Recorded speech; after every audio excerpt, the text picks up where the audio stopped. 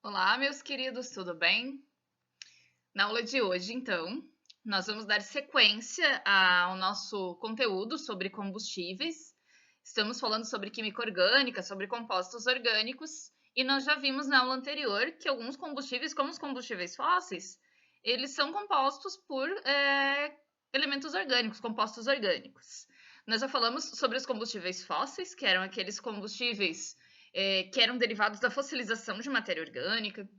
Esses combustíveis, eles demoram muito tempo para se formar na natureza, muito tempo, milhares e milhares de anos eles podem levar. E por isso que aqueles combustíveis, que são os combustíveis fósseis, nós dizemos que eles são combustíveis não renováveis. E por que eles são combustíveis não renováveis? Porque nós exploramos eles numa velocidade muito maior do que eles se formam.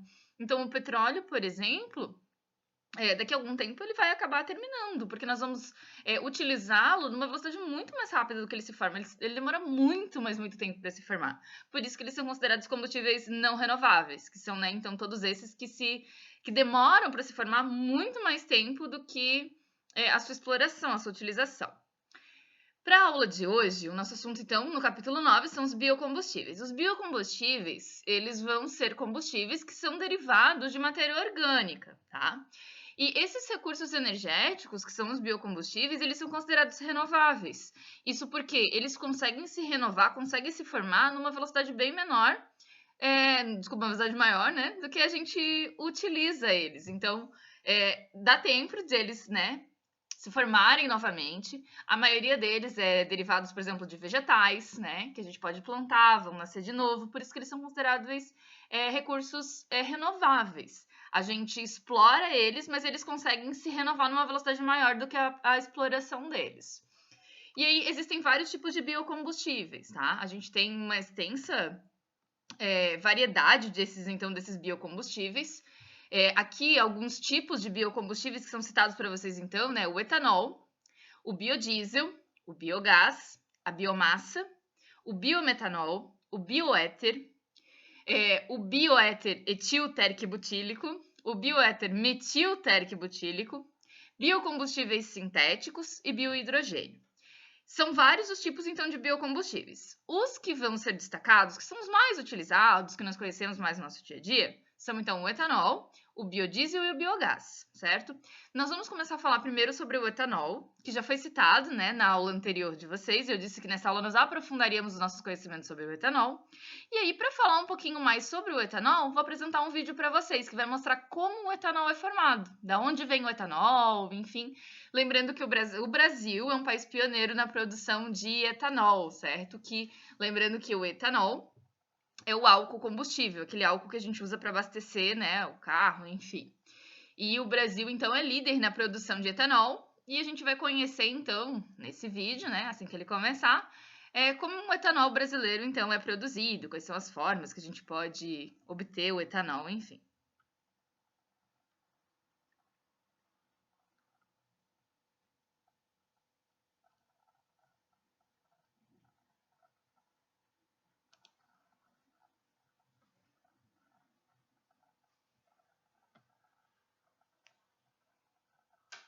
Depois de aprender tudo o que a gente podia no campo, tá na hora de saber como aquele monte de cana vira etanol.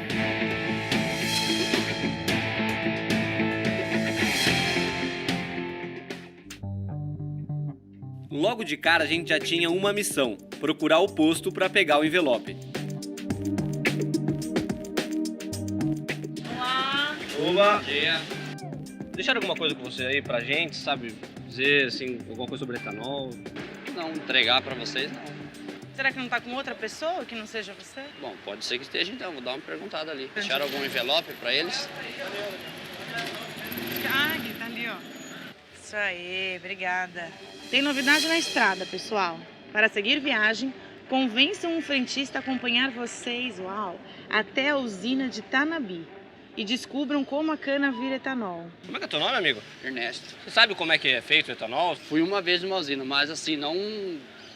Parte interna, tudo eu não conheço. Aí. Só... Então, hoje a gente tá indo numa usina. Você não tá E afim você de... podia ficar com a gente. Se a A gente direção pede, autorizar... Quem é seu patrão aí pra gente falar com ele?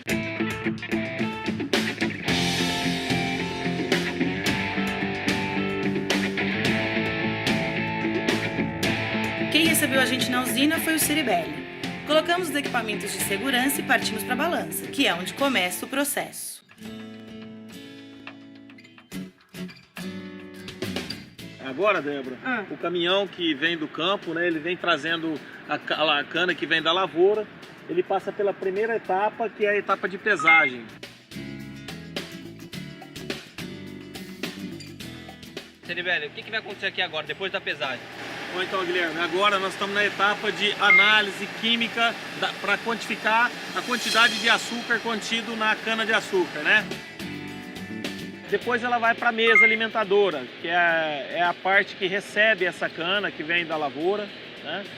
Essa mesa direciona toda a cana até a parte de preparo da cana. Na etapa de moagem, sim, nós separaremos o que é o caldo da cana e o que é bagaço de cana. Essa daí é a caldeira, né? É o local onde nós vamos receber o bagaço que vem da extração, da moenda propriamente dito, e vai alimentar as nossas caldeiras, da qual vai ser a queima do bagaço, gerando um vapor que vai tocar toda a planta industrial.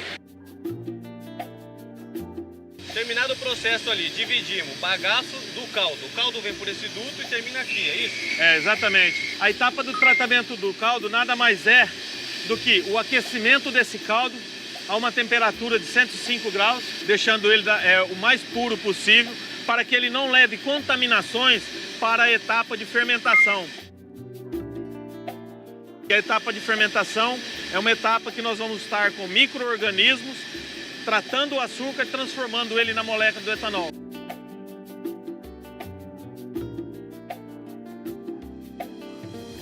Isso é um micróbio. É uma levedura. Mas eu não consigo enxergar aqui.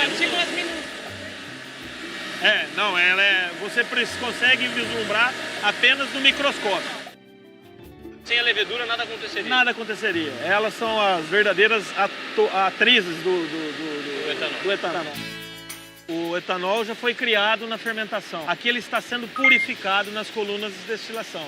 Quantos funcionários o grupo tem hoje ao todo para gerar, desde o início até o etanol pronto? Está com em torno de 200 pessoas nesta planta. Nessa unidade. Depois do processo de destilação aqui, o etanol sai prontinho aqui, ó. Ele está pronto. É o produto final que a gente veio buscar. Além do etanol, o que mais a gente consegue gerar aqui nesta indústria? O bagaço, que pode ser transformado em energia elétrica. Na etapa de tratamento de caldo, nós temos a torta de filtro, que são as sujidades da cana que retornam ao campo, né, como forma de fértil irrigação. Na etapa de destilação, temos a vinhaça, que também é usada para adubar as nossas canas. Já passamos por todos esses processos aqui. E qual que é o último passo lá na usina? Agora é o carregamento. E agora nós estamos chegando justamente próximo aos tanques de armazenamento, né? E a plataforma de carregamento. Só faltava saber a nossa próxima missão. Queria dizer que foi um prazer recebê-los. Eu espero que a gente pôde contribuir para tentar sanar as dúvidas que vocês tiveram. E foi entregue a você aqui o seu novo destino para que você continue nesse caminho na descoberta do etanol verde. Um envelope pra gente, onde a gente vai amanhã, vamos descobrir agora. Gostou, Ernesto? Adorei, muito bom, Tirou suas dúvidas? com certeza. Vamos ver o que a gente vai fazer amanhã. Parabéns, vocês já acompanharam como o etanol é produzido. Registraram tudo? Então, preparem-se. Agora é hora de seguir para Paulínia. Depois da usina, vamos descobrir qual é o caminho que o etanol percorre até chegar no posto.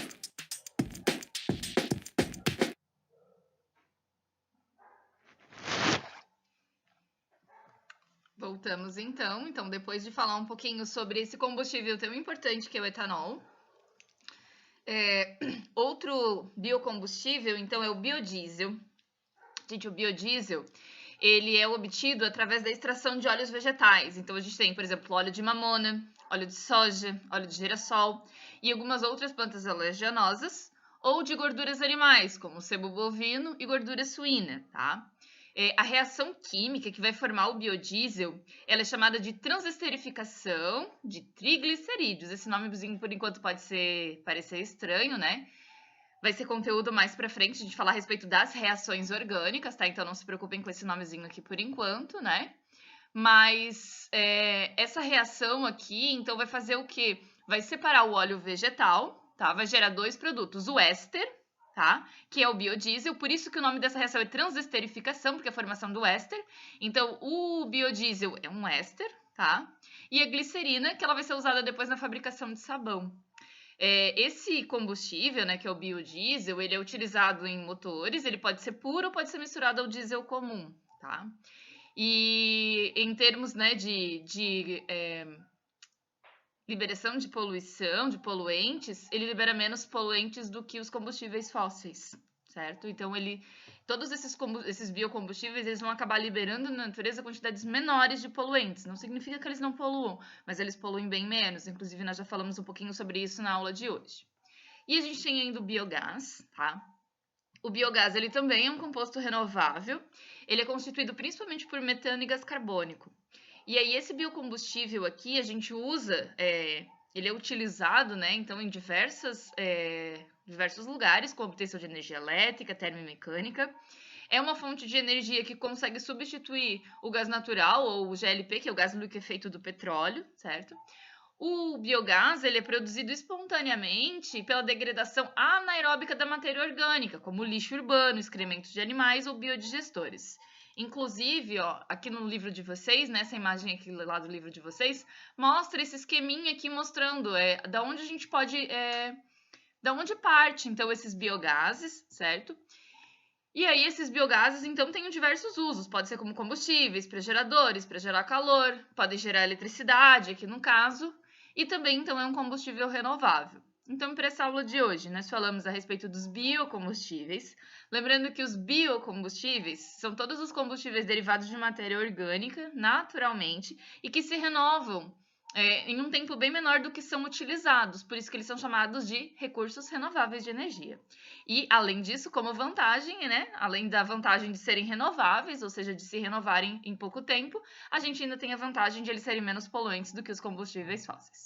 Gente, um beijão para vocês e até a próxima aula.